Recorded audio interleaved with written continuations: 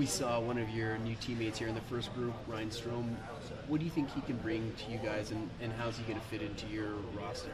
Yeah, I mean, he's a player that's been in the league a few years now, and had a little bit of success, and hoping that we can find even more in Erie or in Edmonton, sorry. And I'm definitely looking forward to playing with him. I got pretty close to the family playing with Dylan, and he's got a lot of different skills that that we can use. He's got a good shot. He skates well, and then he's got a good head for the game. So those are all tools that add up to a good hockey player. You mentioned you got to know the family pretty well. Did you cross paths with him a little bit back in the day when you were playing with Dylan? Yeah. So I kind of, when I first broke into the league, I was actually playing against him when he was playing in Niagara. And then we drafted his younger brother, and he would come out when he could.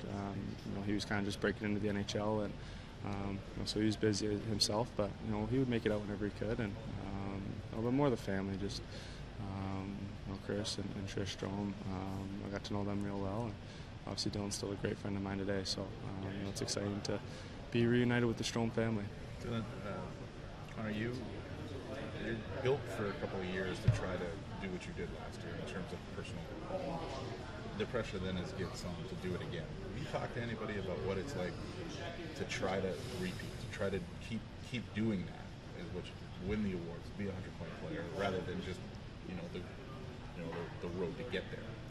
Yeah, I mean, that's obviously the goal. I mean, one season doesn't make a career at all, so everyone knows that, and we've been working hard and getting ready for the season. I feel pretty good, and I'm looking forward to getting back to Edmonton. The expectations of the Oilers this year are obviously much different than what you've had in the past 2 years. How does that impact, your off-season, your training, and what you think when you go to training camp next month? It doesn't. It doesn't really. Nothing should change. We've always had the mindset in our locker room.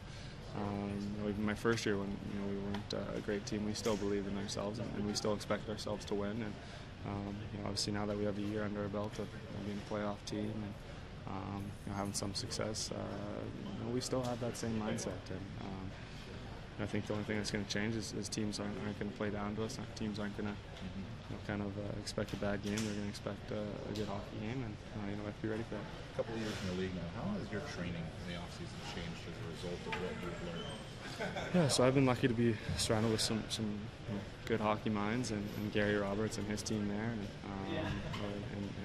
kind of away from the gym, their nutrition team, and so I've had a lot of experience with that. So I felt like too much has changed since being in the NHL. I've kind of always been that way, eating right, doing the right things, and working hard in the gym and on the ice, and so not too much has changed. You work out here and you work wherever else you do it. Are you more refining at this point, or are you looking to the areas honing on it? Yeah, you're always trying to improve your game every single chance you can get. For me, I just want to work on my shot, defensively, on face-offs, and kind of that whole thing. So, what's the big thing for you this summer then? I mean, I remember guys who have come in all season. I got to, like you said, shot. I got to work on my shot, and they work on it, and that's it. Yeah, I mean, you definitely want to keep your game well-rounded.